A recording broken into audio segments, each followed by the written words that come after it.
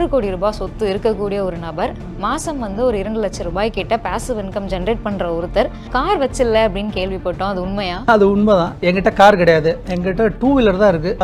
Car நான் ஏன் வாங்கல அப்படிங்கிறதுக்கு வந்து எல்லாரும் சொல்றாங்க உங்கள்கிட்ட காசு இருக்கு ஆனா நீங்க யூஸ் பண்ண மாட்டீங்க, நீங்க கஞ்சூஸ் நீங்க அப்படிங்கிறாங்க. பட் ஆனா நான் வந்து பிறந்து வளர்ந்த எல்லாமே திருச்சி டயர் 3 சிட்டியில் 10 ரூபாயில இருந்து சம்பாரிச்சு வந்த ஆளு. எனக்கு இந்த 15 லட்சம் 20 லட்சத்துல ஒரு முடக்கிறதுங்கிறது என்னால முடியாத ஒரு காரியம். ஆனா நான் ரிச் டாட் புவர் டாட் படிக்கும் போது தான் லயபிலிட்டினா என்ன, அசட்னா என்னன்னு தெரிய வந்துச்சு. அதுல இருந்து எனக்கு விழிப்புணர்வு வந்துச்சு. அதுக்கப்புறம் தான் என்னோட இன்வெஸ்ட்மெண்ட் ஜேர்னியே உருவாச்சு. அதனால நான் ஒரு காரை வாங்கிட்டு நான் அதை வந்து ஒரு பார்க்கிங் ஏரியாவில் நிறுத்திட்டு, அதாவது ஒண்ணு காரை நான் வாங்கிட்டேன், ஷோரூம் விட்டு வெளில வந்துட்டேன், 15 லட்சம் ஷோரூம் விட்டு வெளியில வந்தேன், அதோட விலை என்ன இருக்கும்?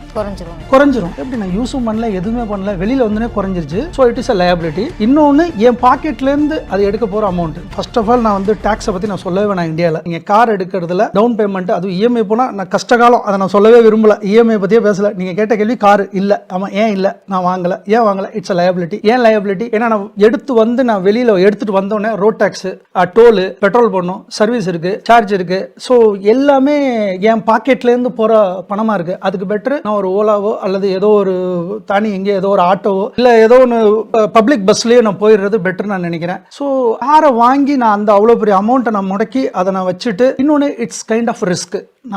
நான் ரிஸ்க் எடுக்க விரும்பல. அந்த காரை எடுத்துட்டு நான் ஓட்டிட்டு, இன்னைக்கு இருக்கிற ரோட் சேஃப்டில நீங்க பாத்தீங்கன்னா இந்தியாவில் கேட்க வேணாம், 10 நிமிஷத்துல உங்க வீட்டுக்கு ஃபுட் வருது. 10 நிமிஷம் வருதா? அப்படின்னா என்ன சேஃப்டி, ரோட் சேஃப்டி நம்ம இந்தியன்ஸ் ஃபாலோ பண்ணணும். அதாவது சொல்ல வேண்டிய அவசியமே இல்லை. காரில் உண்மையை சொல்ல பண்ணோம்னா, நான் கேள்விப்பட்டேன் ஷோரூம்ல என் ஃப்ரெண்ட் ஒருத்தர் சொன்னாரு, இப்போ ரீசெண்டா கப்புள்ஸ் எல்லாம் நம்ம கார் வாங்குறது ரீல்ஸுக்காக வாங்குறாங்க. ரீல்ஸ் போட்டு அதுல வியூஸ் வரணுங்கிறதுக்காக வாங்குறாங்க. என்னங்க இது கொடுமை? 6 கோடி ரூபாய் சொத்து இருக்கக்கூடிய ஒரு நபர் மாசம் வந்து ஒரு 2 லட்சம் ரூபாய் கிட்ட பாசிவ் இன்கம் ஜென்ரேட் பண்ற ஒருத்தர் கார் வச்சில்ல அப்படின்னு கேள்விப்பட்டோம். அது உண்மையா? அது உண்மைதான். என்கிட்ட கார் கிடையாது, என்கிட்ட 2 வீலர் தான் இருக்கு.